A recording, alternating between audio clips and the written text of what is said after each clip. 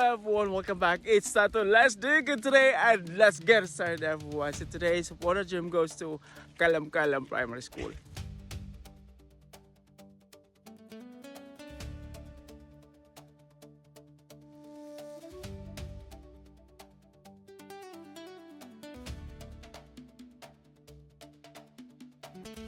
And now comes the exciting part, ang pagbaklay.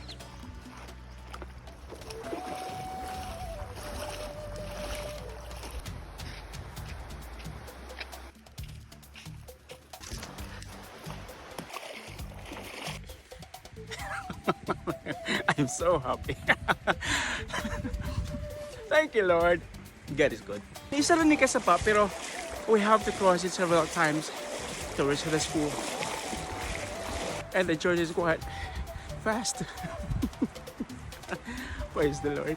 You know, when you start to trust everything in God's hands, you will see God's hand in everything that you do. Yeah! Pariyami actually wala na ikuan. Nagtiniil na may. And we're finally here. Yay! You can do so, you. Welcome to Kalam Kalam. Kalam Kalam, everyone. Sityo sa sinulat at tatong ginal.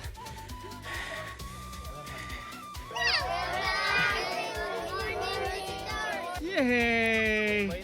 Thank you so much! Kano ka nakasulod kasi? Pangguhuri June 22, 2026. Karon lang ang tuig. Oh yeah. Ay, punta ang bulan. Unta ang bulan, iya, unta ang bulan. Doon appointment, no? Doon, oh. Depende nga akong appointment. Hay naman. Shut up sa emosi. Nakailakot man naman. Okay. Kahit Biblia, kama na magaynawa. Kami sa noon taon na wala may goynawa, tadumarin, wala nakailat ang manama, puunso ka, manama, goynawa ma. Pero nakailakit manama. Very good. Ikanta lang, mo anakit manama, kailangan nog, pog, goynawa, ay kiko kipag-usihoy. Okay? Kau kipag-usihoy, mano uyin ka rod. Okay.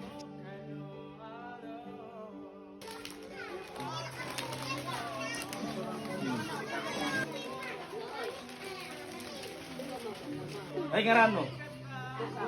Yummy. Hoy. Yaw ka, likod dyan at pinuwan mo, ano? Kalkalon na, dara. Kasilo, guys. Thank you, Lord. In Jesus' name. Amen.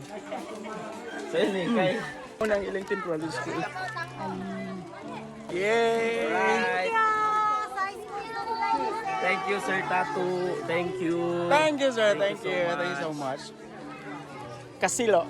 Thank you so much sa Ginoo kay yaging gitultulan ang mga tiil ni Sir Tato Okil nga maabot aning sitio Kalam-Kalam. Dili man sayo nang agianan, niabot siya sa sitio Kalam-Kalam nga anang safe and sound. Thank you so much, Lord. Especially sa mga sponsors. Thank you so much. O kuhon, mahimo ra ta nga strong and ma-build ra nato ang productivity o production sa atong kabataan diri sa sitio Kalam-Kalam. Thank you so much, God. Thank you so much, Sir Tato Okil. Okay. Na, sige. Babay ka pa. Kanada ka lang man. Add ko. And it so happened that the guy who helped us carry the school supplies to school is the father of the two girls nga nakadawat og bag ng mga bags. Isn't that amazing?